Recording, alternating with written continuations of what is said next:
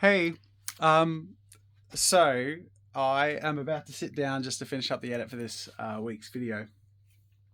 But I've had a really interesting day and week.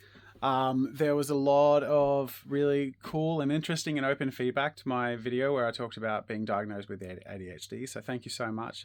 Some people reached out personally and shared their experience and their story and kind words, and I really appreciate that.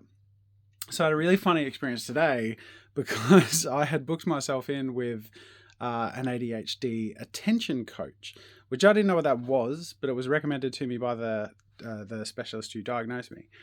And I'm interested in tools to sort of bring myself to the best version of myself that I can be. I'm not really looking to medicate, but I am looking to optimize and sort of further understand myself. But I'm feeling really close to how I want to feel and what I want to be. So that's really good. It was really funny because at the start of the call, he said he usually Googles people before he has a call with them. 9 times out of 10 doesn't come up with anything, but it's just good that if there's something out there, he sort of knows what they're about and what they're doing. And he Googles me, and the first thing that comes up was my ADHD video, which he watched. So there you go. It was perfect timing. So that's very funny. If you're watching this, hello. It was a nice chat. It was really cool. It was really insightful and really interesting.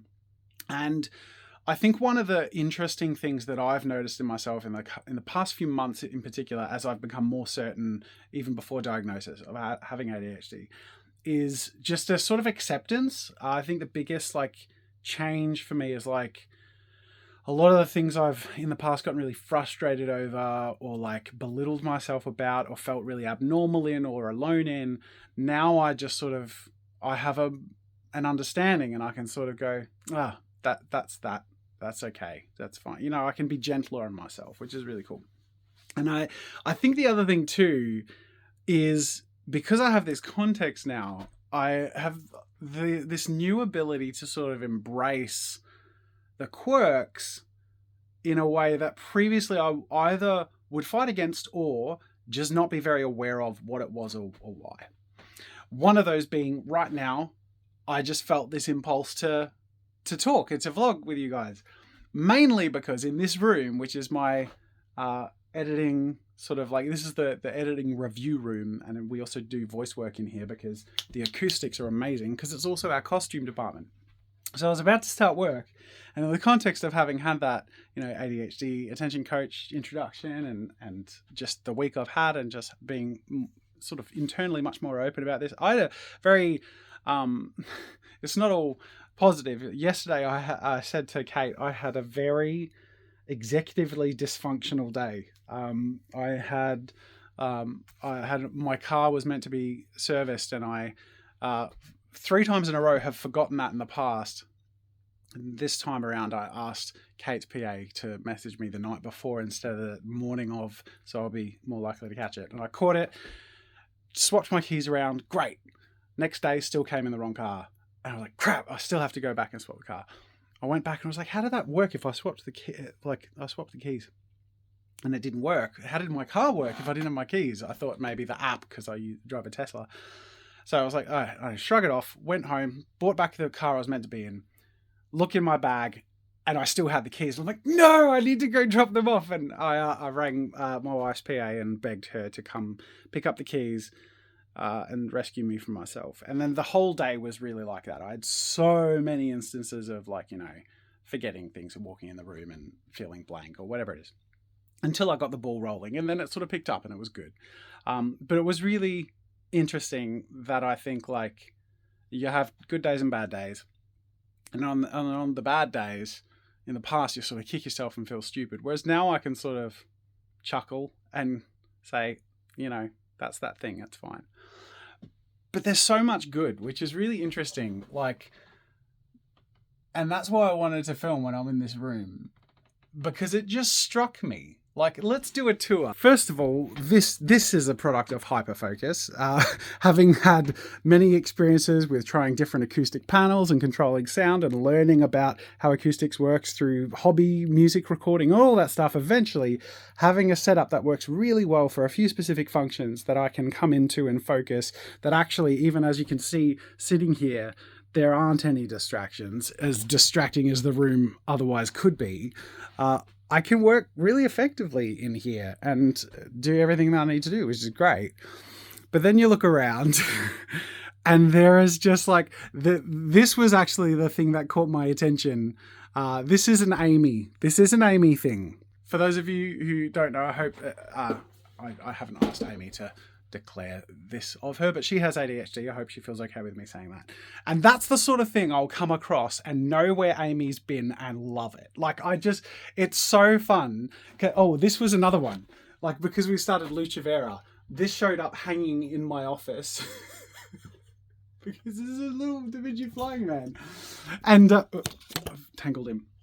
Now, I couldn't bear to leave him hanging on the light in my office. I think mainly because I think my wife would struggle with it. But I love him, and so I came and hung him in here. And it's just things like that are just the spice of life that people like Amy and people like myself and Dave and people who, are diagnosed with ADHD have the benefit of seeing and acting in the world in a way that is impulsive and a bit quirky and fun. And that's really cool. A lot of these costume pieces actually, like props and stuff, were commissions. We commissioned Amy to create some stuff before we ended up hiring her, because a lot of this stuff was her hobby stuff. And she'll come across bits and pieces that will work their way into the studio and become really helpful set pieces, and then we'll build up a sort of collection that we slowly hoard from random skits and whatnot, so that we have this whole department here. Here's our puppet that is modeled after a Molly. She's the puppet Molly. She actually makes an appearance in an upcoming video, which is fun. That's for those of you who don't know what a Molly is, that was a slang term for MDMA. Don't ask. Oh, and then we have whatever the hell that is. Like, you get the idea. We got my Space Bear's claw, the trash art that I've never been able to, talk myself into throwing away. It's not even a particularly great creation, but I just love that I made it, and it just sits there as this trophy to, the ultimate trashy artist.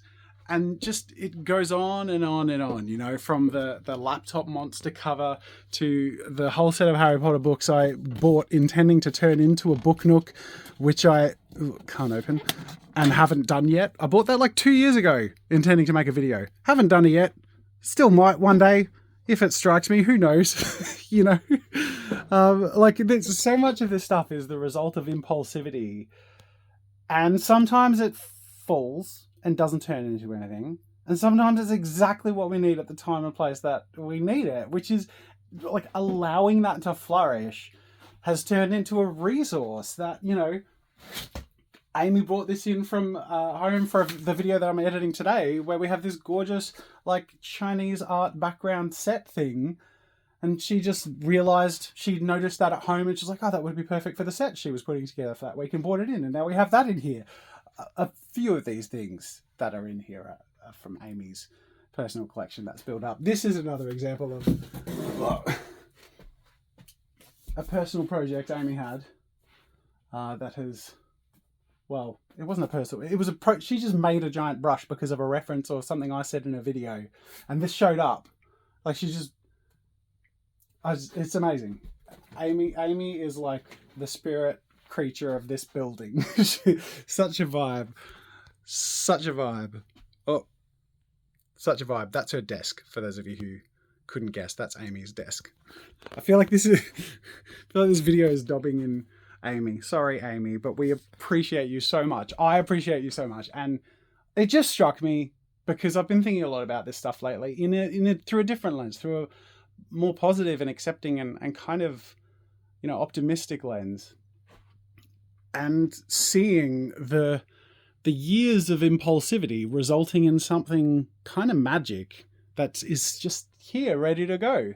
You know, I impulsively purchased a bunch of medieval costumes on the onset of tabletop time before we moved into the studio. There's armor down here. I've used some of it for LARPing. I went LARPing the other week, you know, and we don't use them all the time, but we use them fairly often, you know, and it's just fun. It's just really fun. And I think in the whole, hang on, let me just flip myself. I was holding it awkwardly. I think the conversation tends to be, when talking about ADHD, how do you manage? How do you medicate? What are the struggles? All this stuff. But I think, like, there's a lot of people with ADHD, and a lot of people find ways, like I have, to build structures and support and mechanisms around yourself so that you're far more functional than dysfunctional. And the parts that are functional, although they're quirky and a bit, you know, sporadic and a bit random, they build a lot of fun and a bit of magic. And I think in the end of the day, that's actually what I've done with these channels that I run, is create room for that to flourish and for like-minded people to come and just sort of enjoy that magic that gets created. Sometimes you hit, sometimes you miss, but we just keep going until eventually you're surrounded by stuff. That's always a fun memory, whether it's recent, whether it's yours, whether it's old and janky, or more recent and something you're more proud of. It's all part of this grand tapestry, and I just felt randomly inspired and wanted to share that with you. But that's 11 minutes of distraction, so I'm going to get back to work. Thanks for watching. Oh, wait, no, I'm not, because it's a quiet day today. Not a lot of people in today. I have forgotten for the last few vlogs the question of the day. So I'm going to do a question of the day. Let's do it. Bring the questions of the day back. I love that I just reprimanded myself from getting distracted, went to close the vlog and got distracted again.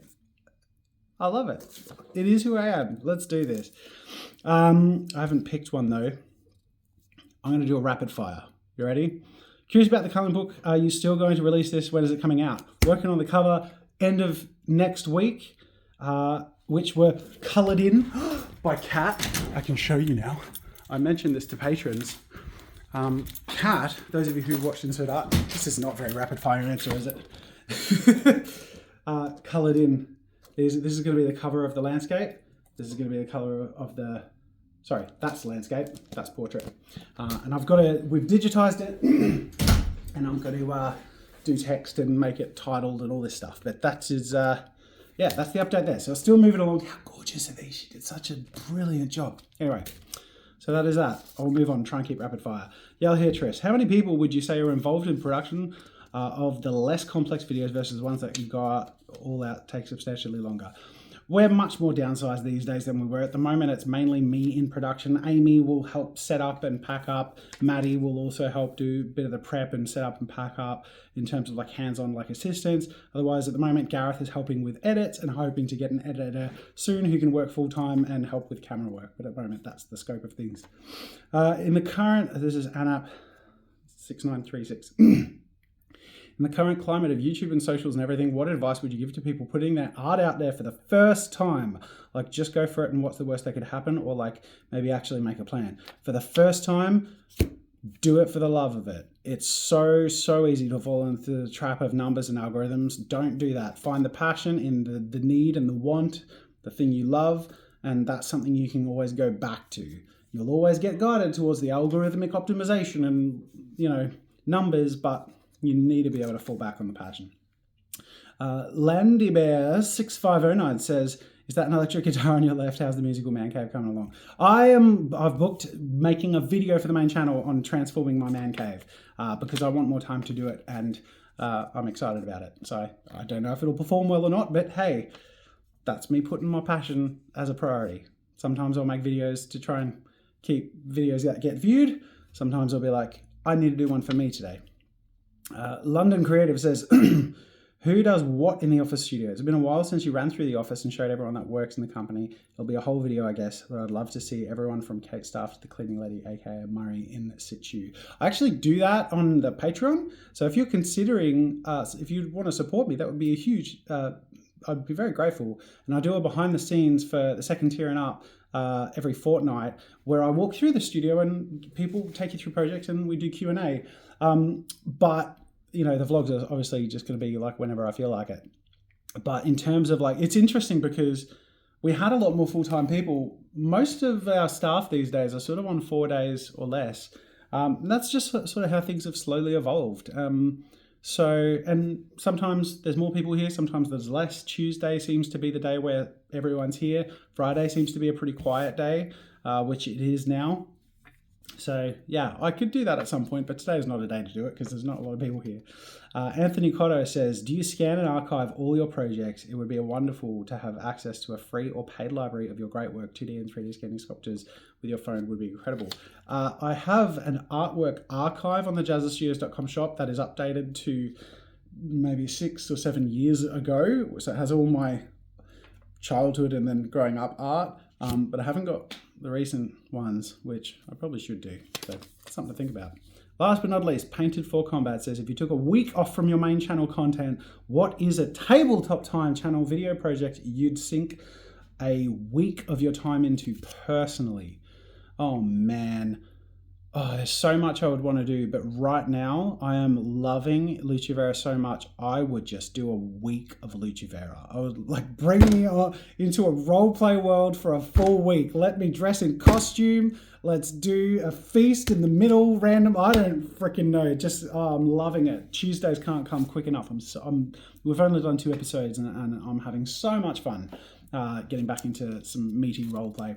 Anyways, now it's been 16 minutes of distraction and I should go back and edit. Thanks for watching. Bye.